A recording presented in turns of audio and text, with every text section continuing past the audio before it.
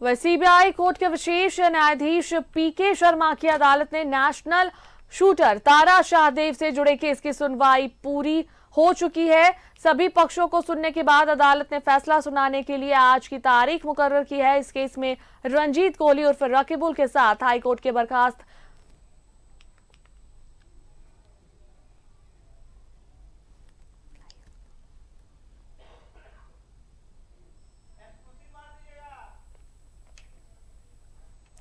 और इस पर अधिक बातचीत के लिए हमारे साथ हमारे सहयोगी शहनवाज जो है वो लाइव चैट पर जुड़े हैं। उनके साथ जो पीड़िता है तारा शाहदेव वो भी उनके साथ जुड़ी हुई है। शहनवाज, क्या कुछ जो बातें हैं इसे लेकर वो सामने आ रही है और क्या कुछ कहना है तारा शाहदेव का? देखिए, 9 साल हो गए हैं। 2014 में ये मामला प्रकाश में आया था जी। तारा शाहदेव तब नेशनल शूटर तब बन चुकी थी और उनकी प्रसिद्धि हो गई थी खेल की दुनिया में। तभी उनकी जिंदगी में यह हादसा हुआ। रंजीत कोहली, जो बाद में रकीबुल हसन भी कहने लगे लोग उनको, उन्होंने जब शादी हुई उसके बाद उनको प्रताड़ना की, तंग किया, तब उन्होंने थाने का रुख किया। उसके बाद जो कुछ हुआ एक इतिहास है। आज 9 साल पुरानी बात है, लेकिन लंबा संघर्ष रहा है तारा शाहदेव के लिए, जो हमारे साथ मौजूद हैं इस वक्त। दिल्ली से सुबह सुबह फ्लाइट से यहाँ पहुंची हैं और उनको भी बेसब्री से इंतजार है इंसाफ का। रांची की बेटी, बहादुर बेटी, लेकिन बहुत कुछ झेला आपने। ये जो लंबा सफर रहा है 9 साल का, उसको आज जब आप फैसले के करीब हैं, इंसाफ की उम्मीद है आपको, क्या क्या याद आ रहा है आज? भैया, जैसा आप सबको याद होगा, ये कैसे मुश्किल सफ़र रहा है, कहाँ से शुरुआत किया था। जो मेरे साथ हुआ सिर्फ वो एक लड़की के साथ, एक आम लड़के ने नहीं किया था। जिस तरीके से मेरे केस में जुडिशरी के लोग, पॉलिटिशियंस, पुलिस के लोग ऐसे सामने आए थे जो उसको सपोर्ट कर रहे थे और जिन्होंने मुझे मिलकर टॉर्चर किया था, तो उन सबके खिलाफ मैंने ये लड़ाई शुरू किया था। ये लड़ाई सिर्फ एक रकीबुल हसन के खिलाफ नहीं था। जो जुडिशरी के लोग उन्होंने मतलब अपने पावर का गलत फ़ायदा उठाया था, उन सबके खिलाफ था। और इस बीच बहुत सारे ऊंच नीच का मुझे सामना करना पड़ा। कई बार हिम्मत टूटा भी कि क्या इन लोगों के सामने मैं स्टैंड ले पाऊंगी। कई धमकी आए, बहुत कुछ हुआ इस बीच में।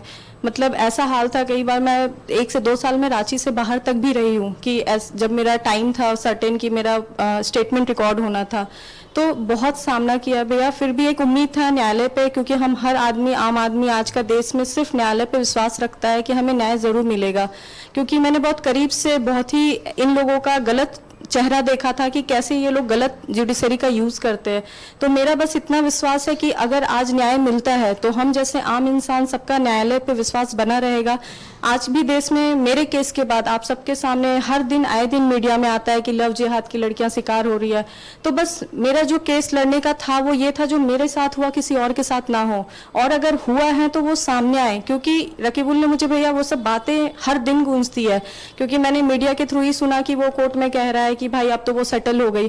भैया, एक लड़की कभी सेटल नहीं हो पाती है। आज भी समाज बोलता है अच्छा आप तो वही हो ना जिसके साथ ये केस हुआ था। घर पे न्यूज चैनल में लव जिहाद का कहीं भी टॉपिक आता है तो लोग कहते हैं अरे तुम्हारा टॉपिक है। मतलब भैया, जब आप किसी को टॉर्चर करते हो तो मेंटली पूरी लाइफ उसके साथ चलता है। तो ये नहीं कह सकते हो कि मैं सांस ले रही हूँ, उसको जीना कहते हैं। अब आज मुझे इस फैसले का इंतजार था जो 9 साल लंबे सफर के बाद आने वाला है। मुझे पूरा यकीन है कि उसको कड़े से कड़ा सजा मिलेगा, और सिर्फ उसको नहीं, उसके साथ जिन लोगों ने ऐसे इंसान का हिम्मत बढ़ाया उन सबको सजा मिलेगा। बस इसी का इंतजार है मुझे। वो लम्हा होगा जब आपको ये डिसाइड करना था कि चुपचाप बर्दाश्त करते रहें, घर बैठ जाएं, या फिर हिम्मत करके थाने जाएं। इस हिम्मत को बढ़ाने में आपके परिवार का और किस किस का सहयोग रहा? भैया, जैसे आपने सुना होगा 40 दिन का एक काला दिन मैंने उसके घर में बिताया, उस टॉर्चर में बिताया। तो रकीबुल ने पूछा भी था कि तुमने 40 दिन क्यों बर्दाश्त किया अगर मैं तुम्हें टॉर्चर कर रहा था। भैया, एक लड़की को बहुत हिम्मत चाहिए होता है। मैं जिस परिवार से आती हूँ, मैं तारा शाहदेव फैमिली रांची का जाना माना परिवार है, तो उनका बहुत टारगेट रहता है कि आप एक हिंदू फैमिली से हो, आप एक लड़की हो जिसकी शादी हो चुकी है। इसके बाद ना समाज आपको एक्सेप्ट करेगा, ना ही आपका परिवार आपके साथ खड़ा होगा। वो भैया, जैसे आज भी मैंने कई बार बताया, गेट खोलकर वो बेशर्मी से कहता था जाओ भागो, कहाँ जाओगी तुम, यहाँ से तुम पुलिस के पास जाओगी, वो हमारे, न्यायालय जाओगी, वो हमारा, तुम्हारा परिवार तुमको एक्सेप्ट नहीं करेगा क्योंकि तुम्हारी शादी हो चुकी है। कई बार भैया मन में आया कि क्या मैं जाऊंगी तो मेरे परिवार के नाम पे दाग लगेगा कि बेटी घर वापस आई है। फिर लगा भैया कि माँ मेरी नहीं रही, उनका बात याद आया कि अगर आप सही हो तो पूरी दुनिया से लड़ जाओ, और अगर आप सही होगे तो दुनिया वाले साथ देंगे। महादेव के आशीर्वाद से समाज ने, परिवार ने, आप मीडिया वालों ने, हर किसी ने मेरा साथ दिया क्योंकि मैं सही में थी। जो चीजें मैंने कही उस टाइम आप लोगों के माध्यम से, कोर्ट के माध्यम से सामने आया। तो भैया इसका वो जो डर था ना, मुझे उस डर को निकालने में कि क्या मैं जा पाऊंगी, 40 दिन लगा था भैया, क्यों हर दिन टॉर्चर से लगता था मैं अब बर्दाश्त नहीं कर पाऊंगी। फिर लगा कि अगर मरना है तो ये डिसाइड अब मैं करूंगी कि मैं कैसे मरना चाहती हूँ। मैं बाहर निकल के इस इंसान को सजा दिला के मरना चाहती हूँ या इसके हाथों टॉर्चर होके एक बेनाम मौत मरना चाहती हूँ। तो भैया मुझे इस बात का पूरी जिंदगी गर्व रहेगा कि मैंने वो फैसला लिया, क्योंकि भैया रकीबुल हसन के लिए वो सजा नहीं है जो एक कोर्ट देगा। जब वो देखता है ना कि मैं खुली हवा में सांस ले रही हूँ, वो जो चुभन है उसके शरीर में और उसके आंखों में जो दिखता है कि ये लड़की कैसे जी रही है, उसको बोल रहा था ना कि तुम्हें इस लायक नहीं। भैया मेरी शूटिंग छूट गई, आज भी मेरे बैक में जो इंजरी है उसकी वजह से मैं लंबा खड़ा नहीं हो पाई, क्योंकि मैं एक राइफल शूटर थी, मैं वेट उठा ही नहीं पा रही थी। कहीं ना कहीं मेरे पूरे करियर से मैंने कॉम्प्रोमाइज किया। फिर मैंने हिम्मत इकट्ठा किया, मैंने फिर पढ़ाई पूरी की, आज मैं इंटरनेशनल जूरी हूँ। तो ये सब भैया मैंने सिर्फ इसलिए नहीं किया, इस केस में मैंने इंतजार नहीं किया फैसले का, मैंने अपनी जिंदगी को भी स्टेबल किया है, क्योंकि उसका वो जो बात था ना कि तुम जैसों का इसके बाद कुछ नहीं होगा, भैया होगा। अगर हम लड़ने की ताकत रखते हैं तो हम आगे बढ़ने की भी ताकत रखते हैं। तो ये सफर भैया बस ऐसा रहा है कि मैं रोंगटे खड़े हो जाते, आज भी, मतलब आप लोगों के लिए होगा 9 साल बीत गए, मेरे लिए भी ये समय आज भी वहीं पे है। बस उस समय का इंतजार है जब मैं उसको सजा पाता देखूंगी। एक लड़की के जीवन संघर्षों की एक अद्भुत कहानी है। भले ही ये लव जिहाद का मामला बन गया, मैं ये जानना चाहता हूं कि ठीक है उसने धर्म परिवर्तन अपना कर लिया, अपनी मां का भी धर्म परिवर्तन कर लिया, क्या वो उसके अंदर इंसानियत की कोई खुशबू थी, या कोई ऐसी बात थी? धर्म तो इंसान को इंसान बनाता है। भैया मेरा भी यही था। देखिए क्योंकि हम एक स्पोर्ट्स पर्सन है, आप सब जानते हैं, हम हिंदू मुस्लिम सिख ईसाई सब साथ रहते हैं। हमें खेलने हमेशा ये सिखाया है कि हम एक हिंदुस्तानी है, इससे ज्यादा धर्म कुछ नहीं है। हम जिस भी धर्म के हो, हम एक धर्म को मानते हैं, वो है इंसानियत। तो मेरा भैया ये नहीं था कि अगर आप सच में, अगर आपने मेरे साथ धोखा किया, आप मुसलमान भी हो, तो मैंने यहाँ तक थी भैया कि अगर आप मुसलमान हो और इस धर्म को मानते हो तो आप मानो, लेकिन किसी भी भैया, चाहे मैं हिंदू हूँ या कोई भी धर्म के इंसान हो, किसी को ये हक नहीं है कि आप किसी को धर्म के लिए टॉर्चर करे, धर्म के नाम पे टॉर्चर करे कि सर्टेन आपको इस धर्म में आना है तो ही आप जी सकते हो। ये भैया हिंदुत्व या कोई भी किसी भी इंसानियत या किसी में भी नहीं है। तो बात सिर्फ इतनी थी भैया, मैंने किसी भी हाल में, मेरा कभी स्टेप नहीं था। अगर आप सोचो शादी के दूसरे दिन कोई बोले, जिस इंसान से आपकी शादी हुई है, कि भाई मैं एक, मतलब मेरी हिंदू से शादी हुई थी और आप बोलते हो मैं मुसलमान हूँ, तो एक लड़की में इतनी हिम्मत नहीं है भैया कि हम बोलेंगे चलो ठीक है मूव ऑन, कि हम नहीं, मुझे आपके साथ नहीं रहना है। मैंने उस पर भी कोशिश किया था भैया, बट उस इंसान में अगर इंसानियत होती भैया कि हाँ ठीक है आप अपने इसको मानो, तो वो इंसानियत इन लोगों में नहीं होती भैया। मैं उस वर्ड को नहीं दोहराना चाहती हूँ। आज आप देख रहे हो किस तरीके से लड़कियों को लोग काट काट कर फेंक रहे हैं, मतलब देखती हूँ तो भैया रोना आता है कि भगवान ने मुझे उस जगह से बाहर निकाला है।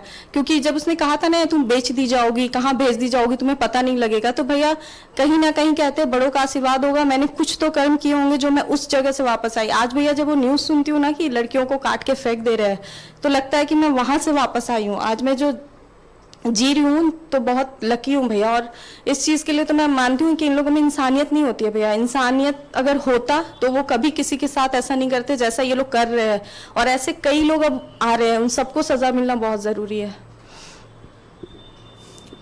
आंसुओं में डूबी हुई एक तकलीफ देह कहानी, 9 साल तक का टॉर्चर, बिल्कुल इंसाफ की लंबी प्रक्रिया।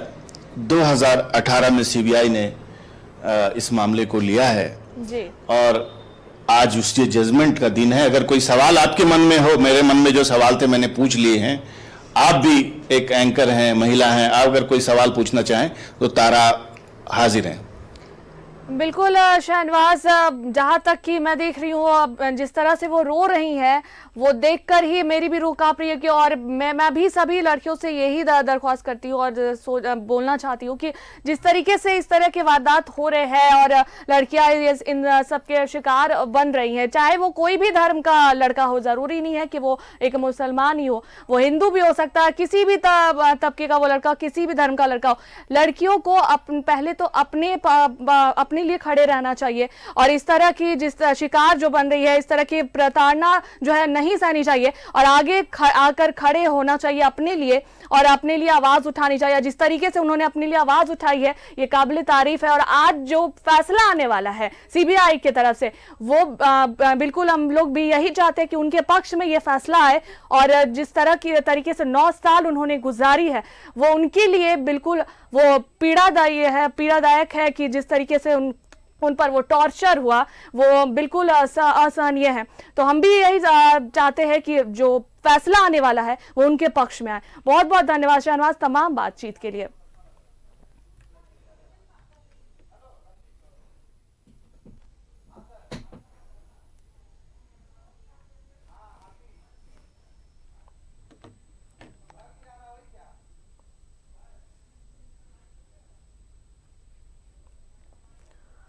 तो आपको बता दें कि तारा शाहदेव प्रताड़ना मामले में आज सीबीआई की विशेष अदालत में फैसला आने वाला है और इसे लेकर सभी की निगाहें टिकी हुई है, सभी को इंतजार है। खासकर तारा शाहदेव जो पीड़िता है उन्हें इस पल का इंतजार है कि कब जो है ये फैसला सीबीआई की तरफ से सामने आएगा।